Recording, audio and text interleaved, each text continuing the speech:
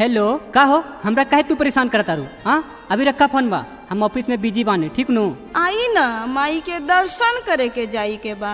ए राजा जी छुट्टी लेके आई ना। नहीं हो, हम नहीं आ सकेला, अभी हमरा ऑफिस में बहुत बा काम। ठीक नु? रखा फोन बा, बाद में बात करी। ए राजा जी आई ना, बड़ी नीक लागेला महामाया के मंदिर। चली ना दर्शन करे खातिर जाई के बा। देखा तू ऐसा करा, तू जा माई के दर्शन कर लिया, ओकरे बाद हम बाद में आई। ठीक नु?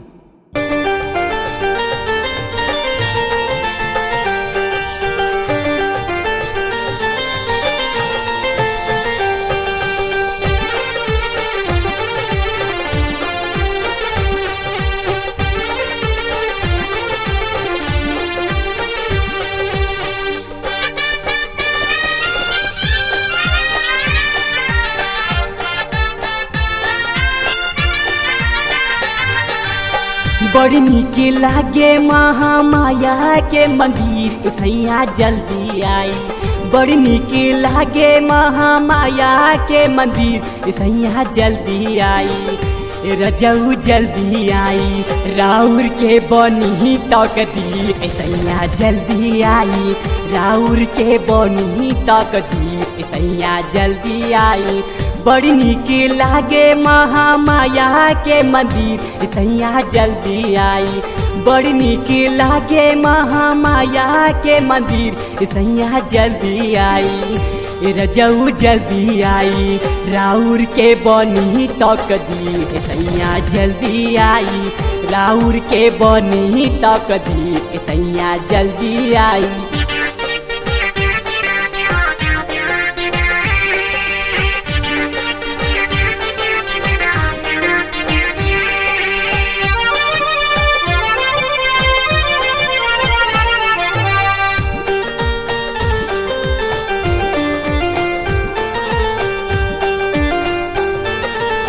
साज बाज में लगे माई दुल्हन, मैया के आके देखी मोहनी मुराती।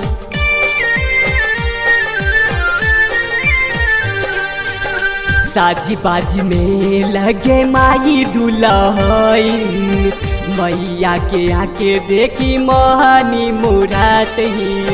बड़ी नीक लागे महामाया के मंदिर, सैया जल्दी आई।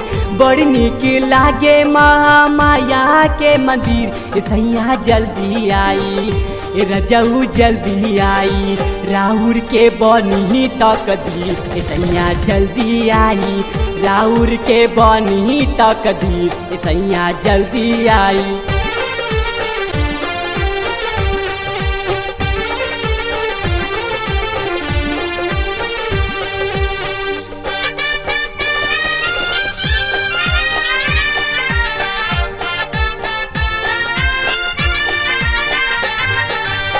कहे राम परवेश गुरु मान लीना, कहे ना मैया के लान दीना, लाले लाले गहना।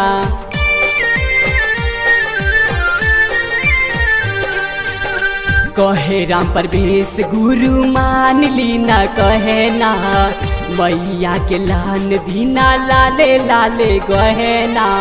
हमरा त मंदिर सैया लागे बड़ी नीक, सैया जल्दी आई। हमरा त मंदिर सैया लागे बड़ी नीक, सैया जल्दी आई। रजऊ जल्दी आई, राउर के बनी तकदीर, सैया जल्दी आई। राउर के बनी तकदीर, सैया जल्दी आई। बड़ी नीक लागे महामाया के मंदिर, सैया जल्दी आई। बड़ी नीक लागे महामाया